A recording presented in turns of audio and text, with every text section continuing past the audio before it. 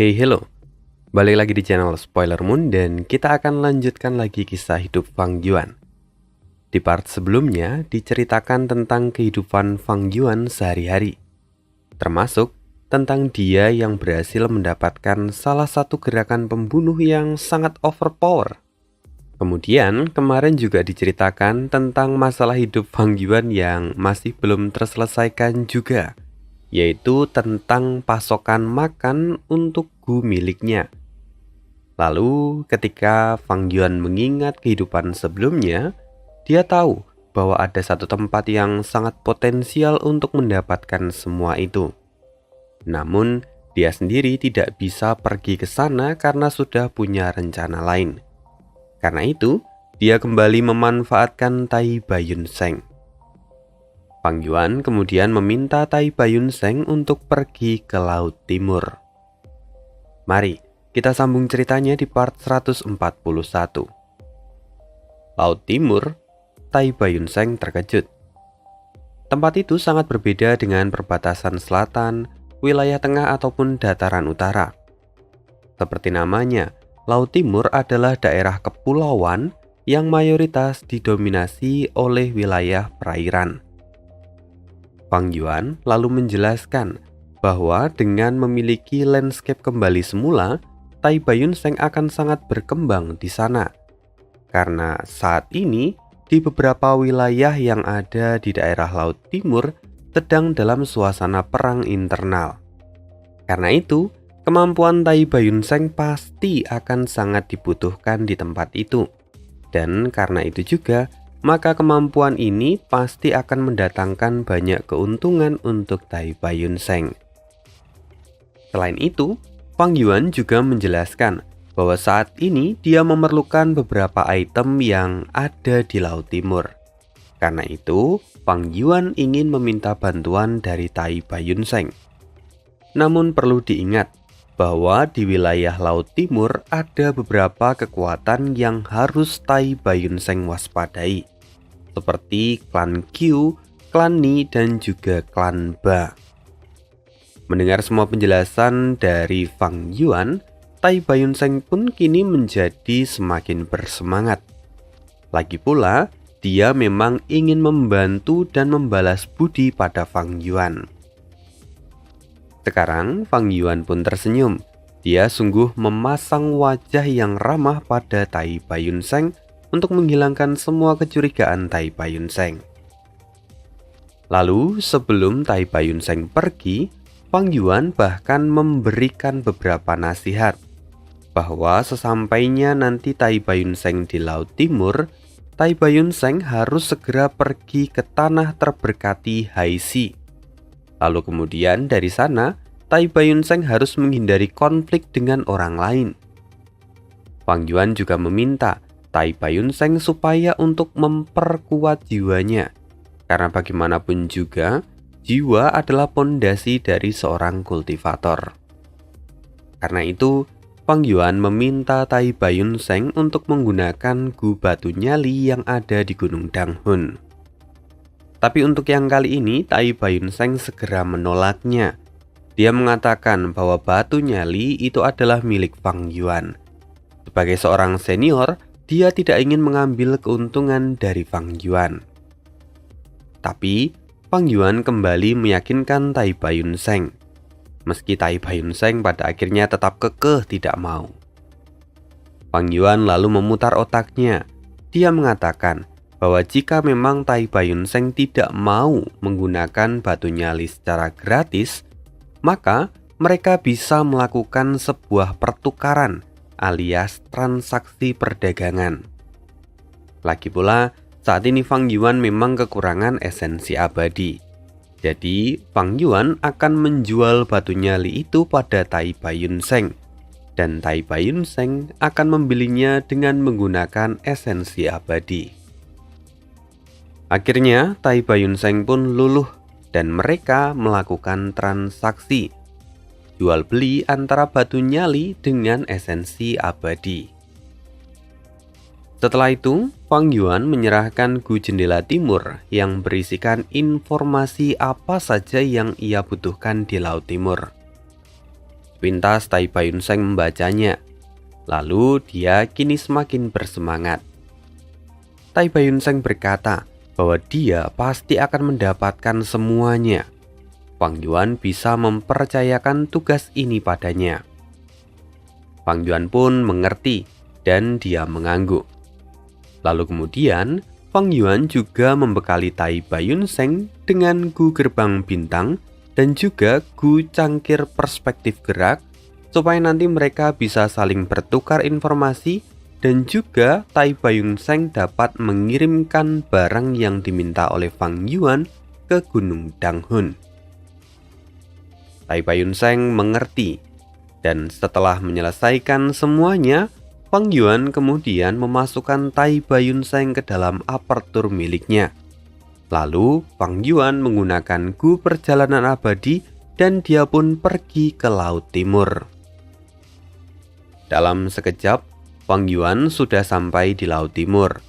Lalu setelah mengeluarkan Tai Bayun Seng, dia memberikan beberapa nasihat lagi dan kemudian Fang Yuan pun pergi menggunakan gu perjalanan abadi. Akhirnya perjalanan Tai Bayun Seng di Laut Timur pun dimulai. Sementara sekarang Fang Yuan sudah mendarat di tempat yang lain. Dia saat ini ada di Gurun Barat. Ya, tempat yang baru akhirnya terbuka. Saat ini Fang Yuan berdiri di atas bukit pasir, di mana sepanjang mata memandang, semuanya dipenuhi dengan lautan pasir. Sementara itu di belakang Fang Yuan terlihat sebuah pohon yang agak pendek, tingginya kurang lebih 8 kaki, dan cabangnya pun terlihat pendek-pendek. Karena penampilan dari pohon yang pendek-pendek ini, pohon itu terlihat tidak terlalu menarik. Namun, sesungguhnya aura dari pohon ini benar-benar menggetarkan hati. Pohon ini memang bukan pohon sembarangan. Jika diperhatikan, pohon ini memiliki kumpulan buah-buah kecil yang belum matang, yang mana buah-buah ini akan menjadi sesuatu yang sangat berharga jika nanti sudah matang. Nama pohon ini sendiri adalah pohon 1000 harapan. Pohon ini akan tumbuh dan siap berbuah selama 300 tahun. Kemudian mulai berbunga pada usia 600 tahun dan berbuah pada tahun ke-900. Lalu buahnya pun akan matang saat usia pohon ini mencapai 1000 tahun. Nah, ini menjadi alasan kenapa dinamakan dengan pohon 1000 harapan. Karena memang dia membutuhkan 1000 tahun untuk bisa menghasilkan buah yang matang. Nah, keuntungan atau kelebihan dari pohon ini sebenarnya ketika buahnya matang, seseorang dapat datang membawa resep gu, lalu kemudian menyebutkan keinginannya. Dan setelah itu, buah yang matang itu akan terbuka dan gu yang baru akan lahir. Artinya, pohon ini itu bisa menyempurnakan sebuah gu dengan cara melahirkannya. Gu apapun itu, baik itu gu fana ataupun gu immortal. Dalam kehidupan sebelumnya, pohon ini telah menyebabkan pertempuran besar di antara para master gu yang ada di Gurun Barat. Dan pada akhirnya, perang tak kunjung usai dan kerugian terus membesar. Kemudian klan-klan super pada akhirnya membuat kesepakatan dan mereka mencoba membagi pohon ini di antara mereka. Meskipun pada hari buah pohon ini matang, banyak orang yang kembali berebut dan bertarung untuk mendapatkannya. Ketika itu, Fang Yuan sendiri hanyalah seorang master gu peringkat 4. Lalu dengan memanfaatkan kekacauan ini, Fang Yuan akhirnya berhasil mendapatkan satu buah dari pohon ini. Meski begitu, sayang sekali, Fang Yuan tidak punya persiapan. Sampai pada akhirnya, buah pohon ini mengeluarkan gu secara acak. Dan saat itu, Fang Yuan mendapatkan sebuah gu peringkat 4 yang langka. Itu memang tidak buruk, Tapi harusnya Fang Yuan bisa mendapatkan yang lebih baik lagi. Sayang sekali, itulah keberuntungan Fang Yuan. Namun meski begitu, gu peringkat 4 yang didapatkan oleh Fang Yuan itu memberikan dorongan besar pada kekuatan bertarung Fang Yuan. Jadi bisa dikatakan pada akhirnya gu itu pun sangat berguna bagi Fang Yuan. Saat melihat pohon itu, Fang Yuan pun menghela nafas panjang. Semua itu sudah terjadi di kehidupan sebelumnya. Namun saat ini, pohon yang ada di hadapannya itu masih perlu waktu. Setidaknya 200 tahun lagi sampai buahnya matang. Karena itu, Fang Yuan pun tidak bisa mendapatkan buahnya sekarang. Selain itu, pohon ini memang tumbuh di wilayah ekstrim. Dan karena itulah namanya menjadi pohon 1000 harapan. Ada banyak alasan kenapa dia disebut sebagai pohon 1000 harapan. Dia tumbuh di tengah gurun pasir dan dia masih memiliki harapan untuk hidup. Nah, itu salah satunya. Selain itu, yang membuat Fang Yuan sedikit kecewa adalah karena dia tidak bisa memindahkan pohon ini begitu saja. Karena bisa saja nanti pohon ini akan mati. Dan tentu keuntungan Fang Yuan akan semakin berkurang. Maka sekarang Fang Yuan hanya bisa meninggalkan pohon ini di sini, tanpa ia ganggu sedikit pun. Fang Yuan memutuskan untuk meninggalkan pohon itu, dan nanti jika waktunya tiba, maka dia akan menggunakan gu perjalanan abadi untuk memanen beberapa buahnya. Setelah itu, Fang Yuan berjalan selama setengah hari. Kemudian, Fang Yuan melihat ke belakang, dan bukit pasir tempat ia datang tadi semuanya sudah tidak terlihat.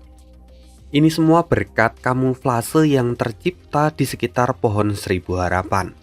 Ini juga menjadi bentuk pertahanan diri dari pohon itu. Karena itu, sekarang Fang Yuan tidak lagi bisa melihat pohon itu secara langsung. Ya, apa boleh dikata. Lagi pula, tujuan Fang Yuan datang ke gurun barat bukanlah untuk mendapatkan buah pohon itu. Tujuan utamanya adalah seseorang yang akan memperoleh manfaat besar dari pohon 1000 harapan, yang mana kemudian dia akan menjadi seorang gu immortal yang sangat terkenal. Nama orang itu adalah Han Li. Orang yang seharusnya menjadi MC di kehidupannya. Namun villain kita ini sekarang mengincarnya. Jika kita mengenal MC kita itu adalah orang yang kurang bakat, Han Li itu justru memulai kultivasinya agak di belakang Fang Yuan. Kalau diingat di kehidupan sebelumnya, ketika Fang Yuan sudah mencapai peringkat 3, Han Li itu malah baru mulai berkultivasi. Tapi saat Fang Yuan hendak meledakkan diri, artinya ketika dia ada di peringkat 6, ketika itu Han Li sudah menjadi salah satu orang yang sangat berpengaruh di gurun barat. Bahkan kultivasi dari Han Li saat itu sudah mencapai puncak peringkat 7. Fang Yuan kembali mengingat semua informasi tentang Han Li, di mana Han Li seharusnya hidup di dusun dekat klan Huang, yang mana isinya adalah orang-orang fana. Saat ini target Fang Yuan adalah Han Li. Dia ingin merebut keberuntungan dari Han Li. Karena Fang Yuan kini sadar bahwa Spring Autumn Cicanda itu melemahkan keberuntungannya, maka dia ingin menukar keberuntungannya dengan milik Han Li. Lalu, sekarang Fang Yuan pun melakukan perjalanan. Dia kini menyamar menjadi seorang pria dengan kulit berwarna kuning dan badan yang kekar. Dia langsung pergi ke area dekat klan Huang. Sepintas tentang gurun barat. Gurun barat itu adalah padang gurun yang sangat luas. Sedangkan oasis itu bagaikan bintang di langit yang bersinar di antara lautan pasir. Mereka adalah sumber penghidupan bagi makhluk hidup yang tinggal di gurun barat. Lalu sekarang di depan sana terlihat sebuah oasis yang besar. Oasis ini bernama Oasis Sangjing. Oasis yang diduduki oleh klan Huang yang merupakan salah satu kekuatan tingkat atas dan sudah ada sejak ratusan tahun lalu. Klan Huang sendiri mendiami oasis terbesar. Lalu untuk kekuatan yang lebih kecil, mereka akan tinggal di daerah pinggiran oasis. Di sekitar sana juga terdapat desa-desa fana yang ditinggali oleh para manusia fana. Jumlah mereka kalau dijumlahkan sangatlah besar, dan mereka hidup hanya bergantung pada klan Huang dan juga kekuatan Master Gu yang lain. Lalu salah satu desa di sana ada yang disebut dengan Desa Han. Tempat itu tidak terlalu besar, namun memiliki padang rumput kecil yang tumbuh alami. Di desa itu, banyak anak kecil yang sudah memegang sabit dan mereka bertugas untuk memangkas rumput hanya untuk bertahan hidup. Kehidupan memang sulit, bahkan mereka yang belum genap 10 tahun harus sudah ikut bekerja dan menghasilkan uang hanya untuk makan. Mereka biasanya akan mulai bekerja dari pagi hari hingga menjelang malam hari. Dan saat malam tiba, maka seorang akan memberikan sebuah perintah pada mereka. Cepat pergi, malam sudah tiba. Hantu serigala akan keluar berburu makan. Setelah mendengar peringatan itu, maka anak-anak itu akan mulai mengumpulkan rumput yang sudah mereka pangkas sejak pagi. Rumput itu akan mereka jual untuk mendapatkan beberapa pundi uang. Namun, dari mereka semua ada seorang anak yang cukup berbeda. Anak itu bekerja jauh lebih keras. Wajahnya pun tampak jauh lebih serius ketika sedang bekerja. Karena itu, anak ini memiliki penghasilan rumput yang paling banyak dibandingkan dengan teman-temannya yang lain. Kemudian seorang anak mendatangi anak kecil itu. "Hanli, kau bahkan tidak mengenakan sarung tangan saat bekerja, tapi kau bisa mendapatkan hasil yang lebih banyak dari yang lain. Bagaimana caramu melakukan semua itu?" Mendengar ini, anak kecil yang dipanggil Hanli itu tertawa sambil mengelus-ngelus kepalanya. Lalu, Hanli dengan penuh semangat mulai bercerita sambil mereka berjalan kembali menuju desa. Sepanjang perjalanan mereka membicarakan banyak hal. Sampai akhirnya mereka harus berpisah dan kembali ke rumah masing-masing. Si kecil Hanli pun akhirnya sampai juga di rumahnya. Dia kemudian mendorong pintu kayu yang sudah rusak dan kemudian masuk ke rumah. Hanli sendiri adalah putra dari seorang petani. Ayahnya bekerja sebagai penanam kapas kawat di bagian barat desa. Terkadang, ayahnya juga membajak sawah, dan dia selalu berangkat lebih pagi dan pulang paling larut. Sementara ibunya, dia adalah seorang asisten rumah tangga dari para Master Gu yang ada di dalam oasis. Pekerjaan Ibu Hanli ini sungguh diidam-idamkan oleh para penduduk desa. Lalu seperti biasa, kedua orang tua Hanli sekarang belum sampai di rumah. Hanli lalu meletakkan barang bawaannya dan merebahkan badan di atas papan kayu untuk sejenak. Setelah cukup melepaskan penatnya, Hanli lalu bangun lagi. Dia kali ini menghancurkan beberapa rumput belati yang ia bawa pulang. Kemudian memasukkan potongan rumput itu ke dalam panci yang berisi air, dan Hanli mengaduknya perlahan sampai berubah menjadi pasta. Kemudian Hanli membawa panci itu ke samping rumah. Di sana ada kandang kayu yang di dalamnya terdapat kalajengking pasir yang terlihat gemuk.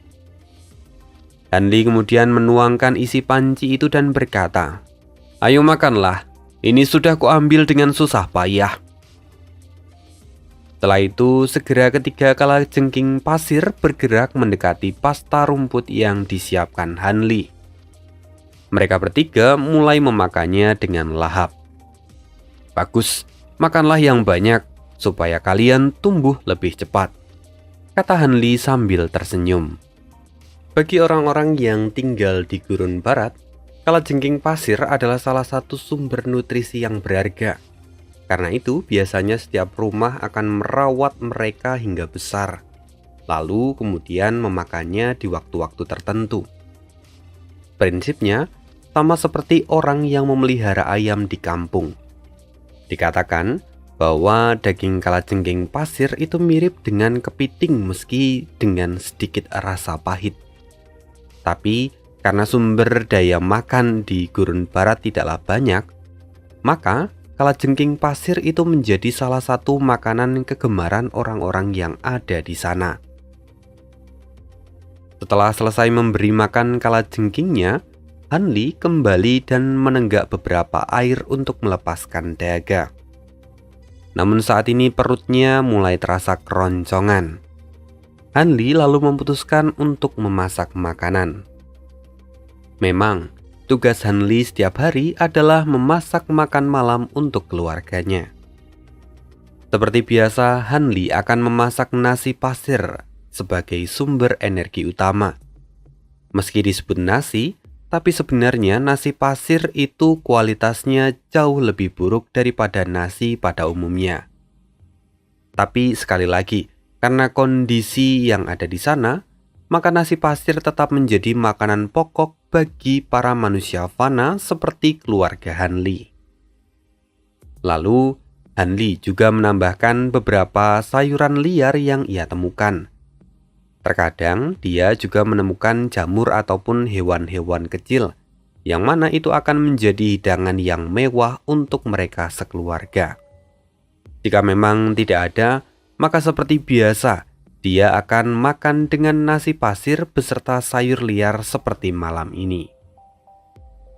Setelah matang, Hanli tidak langsung menikmati makan malamnya, melainkan dia akan menunggu orang tuanya untuk kembali terlebih dahulu. Lalu, setelah selesai melakukan semua aktivitasnya, Hanli sama sekali tidak sadar bahwa sepanjang hari ini dia sudah diawasi dari kejauhan. Siapa orang yang mengawasinya? Tentu saja sang Raja Zombie berlengan 6 alias Fang Yuan. Seharian, Fang Yuan sudah duduk diam di atas bukit pasir dan tidak bergerak sedikit pun seperti patung. Faktanya, Fang Yuan sudah menggunakan hampir 1000 gu investigasi hanya untuk mengamati desa Han dari berbagai sudut. Tentu bagi Fang Yuan, memobilisasi gu sebanyak itu bukanlah masalah, tidak seperti adiknya. Terlebih kalau soal Primeval Essence, Fang Yuan cukup menggunakan satu esensi abadi dan itu tidak akan ada habisnya jika hanya digunakan untuk menggerakkan gu fana. Karena itu, Fang Yuan dapat melakukan investigasi dengan jauh lebih efisien. Lalu di dalam kegelapan, Fang Yuan bergumam, umur dan namanya sama. Seharusnya memang anak inilah yang kucari. Saat memikirkan Hanli, Fang Yuan kemudian ingin memastikan lagi dan dia mengaktifkan gu inspeksi keberuntungan peringkat 5 miliknya. Dari jauh, keberuntungan desa Han membentuk sebuah gumpalan awan berwarna abu-abu. Pada dasarnya, penduduk desa fana seperti desa Han itu saling memiliki satu sama lain. Karenanya, keberuntungan mereka pun berkumpul menjadi satu seperti yang Fang Yuan lihat sekarang. Lalu, dari seluruh awan keberuntungan itu, jika dilihat semakin dekat, ada satu jejak yang menarik perhatian. Jejak keberuntungan itu ada di atas rumah keluarga Hanli, di mana di sana keberuntungannya memiliki warna emas yang samar. Keberuntungan apa ini? Gumam Fang Yuan yang tampak takjub. Lalu, Fang Yuan melihat lebih detail lagi, dan dia menemukan bahwa jejak keberuntungan itu berasal dari Hanli. Namun saat Fang Yuan ingin menyelidiki lebih dalam lagi, tiba-tiba sebuah teriakan terdengar di telinganya. Pencuri kecil Ling Hu, rupanya kau bersembunyi di sini. Jangan pikir kau bisa lari dariku. Cepat kembalikan esensi abadiku.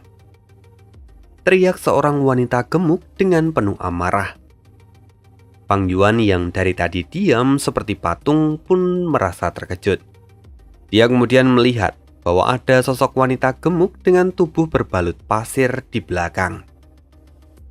Fang Yuan tahu bahwa dirinya lah yang dimaksud oleh wanita ini. Karena itu, Fang Yuan sadar bahwa ini adalah sebuah kesalahpahaman. Jadi, Fang Yuan berkata, "Wanita gemuk, kau salah orang. Bukan aku orang yang kau cari." "Omong kosong, kau pencuri Ling Hu. Semua orang tahu bahwa kau adalah ahli penyamaran. Apa kau pikir aku tidak akan mengenalimu? Aku tidak akan melepaskanmu sampai aku meledakkan isi perutmu," teriak wanita itu. Lalu pada saat yang sama, wanita itu sudah mulai mengaktifkan beberapa gu untuk menyerang. Angin pun berembus. Fang Yuan tidak mengira kalau penyamarannya kali ini justru akan disalahpahami sebagai penyamaran orang lain. Oh iya, tadi di awal part disebutkan bahwa Fang Yuan menyamar sebagai seorang pria dengan kulit berwarna kuning dan badan berotot. Sesungguhnya karena gu penyamaran inilah yang membuat wanita gemuk itu menuduh Fang Yuan sebagai pencuri Ling Hu. Lalu sekarang, pasir yang tadinya tenang seketika berubah seperti gelombang pasang air laut. Fang Yuan sendiri tidak punya pilihan lain. Dia harus melawan daripada dihajar sampai babak belur. Lalu saat wanita itu kembali berseru, "Pencuri Ling Hu, kau harus..." Saat itulah Fang Yuan langsung menyerang. "Transformasi zombie surgawi," katanya. Segera penampilan Fang Yuan berubah kembali menjadi Raja Zombie Surgawi berlengan 6. Wanita gemuk itu terkejut, tapi saat ini Fang Yuan sudah melompat dan mengakibatkan dentuman besar di pasir. Dia bergerak ke arah wanita gemuk itu. Melihat ini, hati sang wanita gemuk itu bergetar. Dia dengan cepat mengangkat tangannya. Segera 3 dinding pasir terbentuk. Tapi Fang Yuan tidak gentar. Dia meninju dengan keenam lengannya bergantian, dan ketiga dinding itu pun runtuh seketika. Dalam sekejap, Fang Yuan sudah ada di depan wanita gemuk itu. Sekarang, jantung wanita gemuk itu berdebar kencang. Dia akhirnya menyadari bahwa dia telah salah orang. Bahkan, dia mulai merasa telah salah menyinggung orang ini. Namun, wanita gemuk itu tidak bisa hanya diam dan menerima pukulan dari Fang Yuan. Lalu wanita itu kemudian berseru, "Rasakan gerakan pembunuhku. Baju besi bela diri pasir." Segera pasir berkumpul dan menyelimuti seluruh tubuh wanita itu. Lalu dalam sekejap, ini wanita itu telah tumbuh besar seukuran dengan Fang Yuan. Fang Yuan tidak peduli dengan ukuran wanita ini. Dia langsung menyerang kantung pasir itu dengan kekuatan penuh. Sang wanita pun sampai harus mundur beberapa langkah setelah menerima pukulan itu. Lalu sang wanita pun menjadi marah. Dia kemudian ikut mengayunkan pukulan. Hingga akhirnya kedua pukulan itu pun bertemu satu sama lain. Tangan pasir wanita itu langsung meledak, sementara lengan Fang Yuan patah. Namun, keduanya adalah abadi. Jadi dengan cepat mereka memulihkan diri dan kembali bertukar pukulan. Pertarungan sengit pun tidak terelakkan. Semakin lama, wanita gemuk itu semakin terintimidasi. "Sialan, siapa orang ini? Kenapa dia begitu gila seperti iblis? Dia bahkan lebih kejam dariku. Dan dia juga tidak takut mati." Saat ini Fang Yuan sendiri tertawa. Dia tampak menikmati pertarungan ini. Sementara sang wanita gemuk itu sungguh berusaha mati-matian untuk menangkis serangan dari Fang Yuan. Sampai satu titik, Fang Yuan melihat sebuah celah. Dia menggunakan celah ini untuk membelit tubuh pasir wanita itu. Lalu dengan kekuatan penuh, Fang Yuan menghancurkan kedua lengan pasir wanita itu. Wanita itu kini meraung dan mencoba melawan. Tapi Fang Yuan melompat ke atas. Dia mengumpulkan energi di tangannya. Lalu dengan pukulan keras, Fang Yuan menghantam tubuh pasir itu. Pasir pun berserakan. Gerakan pembunuh wanita itu pun dihancurkan. Wanita itu bahkan sampai muntah darah karenanya. Lalu sekarang Fang Yuan memegang tubuh asli wanita itu. Dan dengan kekuatan penuh, Fang Yuan membanting tubuh wanita itu ke atas pasir gurun. Dentuman keras pun terjadi. Pasir menyebar ke segala arah. Hingga tempat itu pun terbentuk sebuah kawah sedalam 30 meter. Lalu setelah itu, Fang Yuan melihat ke arah wanita itu dan dia menunjukkan sedikit ketertarikan. Oh, aku tidak menyangka. Dan seketika tubuh wanita yang diajar oleh Fang Yuan itu berubah menjadi tumpukan pasir. Fang Yuan sadar bahwa rupanya itu hanyalah tubuh pengganti dan itu artinya dia terjebak. Tapi ekspresi dari Fang Yuan tidak terlihat panik sedikit pun. Lalu, di langit, wanita yang tadi dihajar Fang Yuan kini melayang di udara. Dengan bekas darah di bibirnya, dia berkata, "Aku tidak menyangka kau sekuat ini, boy. Tapi hari ini, aku akan memberimu penghormatan. Rasakan gerakan pembunuh keduaku.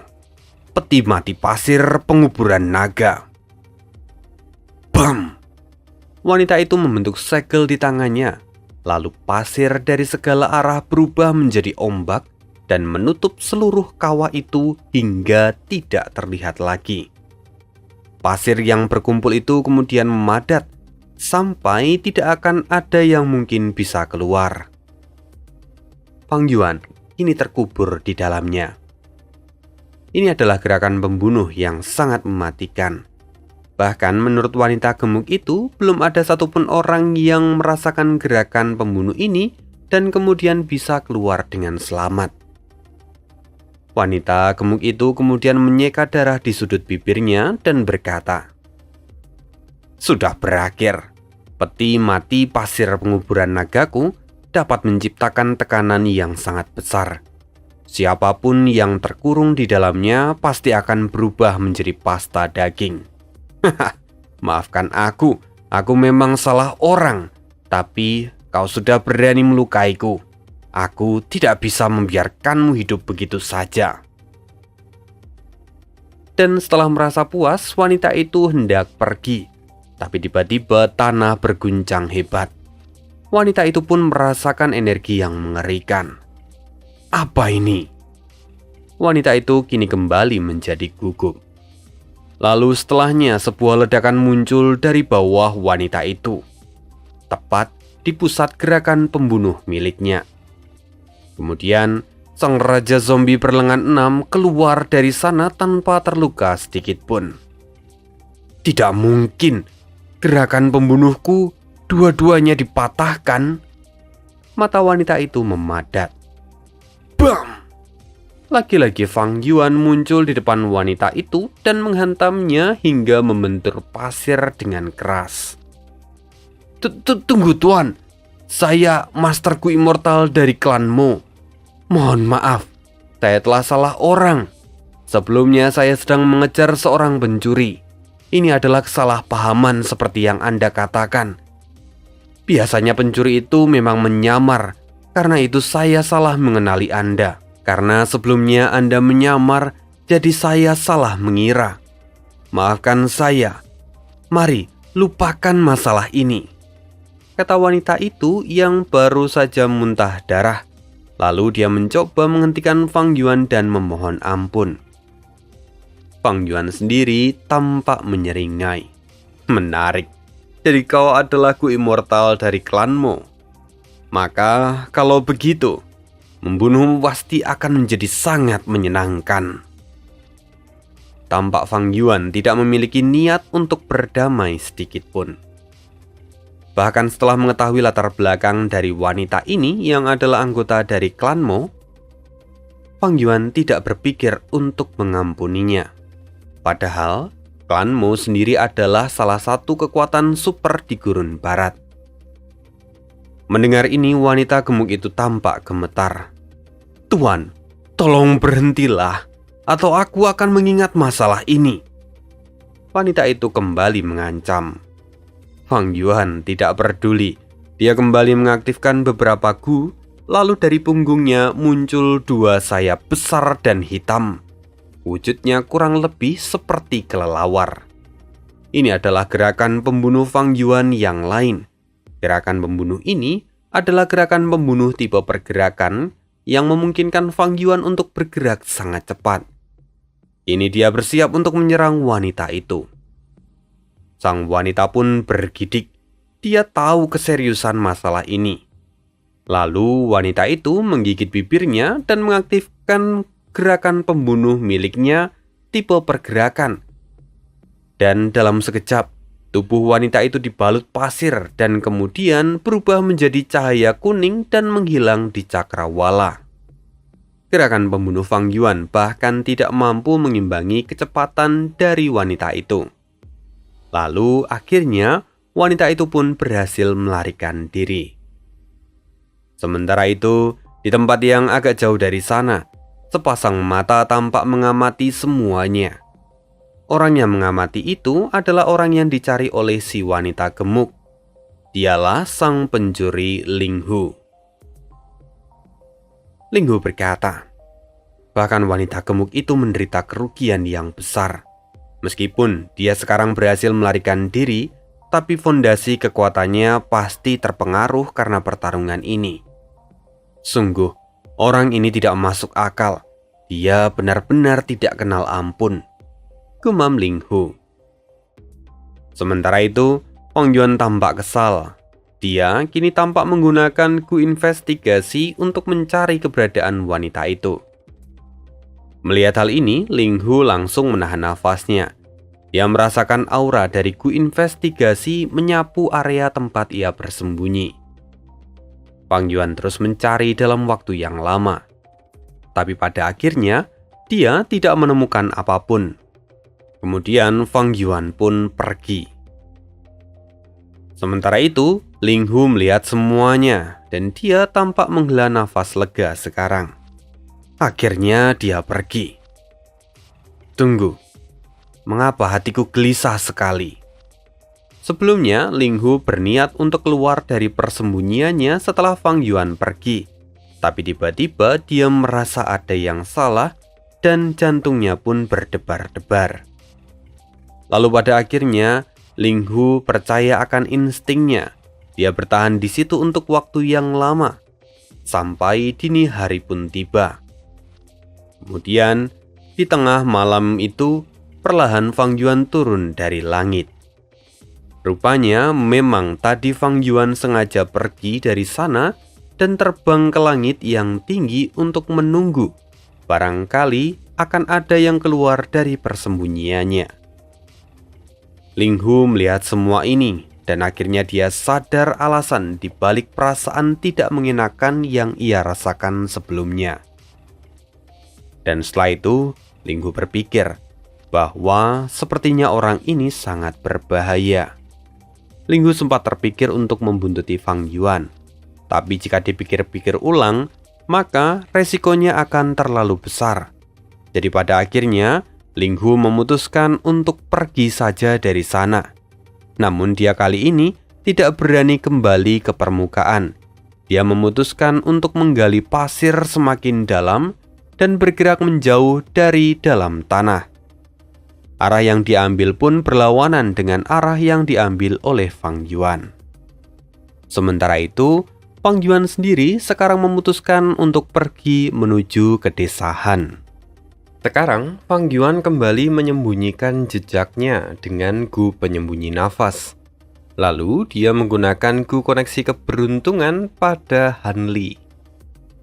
Perlahan keberuntungan mereka pun saling terhubung. Tapi tiba-tiba keberuntungan Hanli yang semula berwarna emas menyusut dengan cepat, kemudian berubah menjadi asap abu-abu seperti manusia fana, dan kemudian terus berlanjut sampai berubah menjadi asap hitam, yang artinya adalah kematian. Oh tidak! Fang Yuan pun tampak panik. Di saat yang sama, Hanli sedang makan bersama dengan keluarganya. Dia makan dengan sangat lahap. Lalu ibunya tertawa dan berkata, "Nak, makanlah pelan-pelan." Maklum, Hanli memang sudah lapar sejak tadi. Karena itu, dia makan dengan begitu cepat. Namun tiba-tiba dia tersedak dan matanya pun melebar. Lalu Hanli pun terjatuh dan dia kejang-kejang. Orang tuanya pun panik. Lalu ibunya menangis sambil meminta Hanli supaya memuntahkan makanannya. Sementara sang ayah, dia pergi mencari bantuan. Hanli terus kejang-kejang dan nafasnya pun kian melemah. Tubuhnya kini sudah menjadi lemas. Hanli akhirnya tak sadarkan diri. "Sial!" gumam Fang Yuan saat melihat semua ini dengan gu investigasi miliknya. Lalu dia mematikan gu koneksi keberuntungan miliknya setelah itu. Tak lama kemudian bantuan pun datang. Orang itu adalah Dr. Mo. Dia lalu menggunakan gu miliknya untuk mengobati Hanli. Singkat cerita, Hanli pun selamat.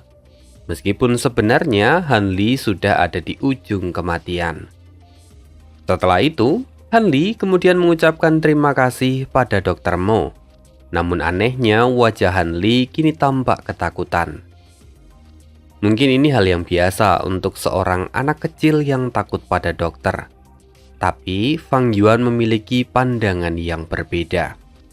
"Ini menarik," kata Fang Yuan yang kemudian lanjut menonton percakapan keluarga Han. Setelah semuanya pergi, Fang Yuan menyadari bahwa ada beberapa hal menarik yang terjadi dalam waktu singkat ini. Pertama, keberuntungan Fang Yuan itu jauh lebih pekat daripada milik Hanli. Karena itu, keberuntungan Hanli berubah menjadi asap hitam dalam waktu sekejap. Setelah perubahan itu, pada akhirnya Hanli pun tersedak dan hampir mati. Lalu, temuan Fang Yuan yang kedua ada pada ekspresi Hanli yang seolah memiliki makna terpendam ketika mengucapkan terima kasih pada Dr. Mo. Lalu setelah mereka semua pergi, Fang Yuan menyelinap ke dalam rumah Hanli.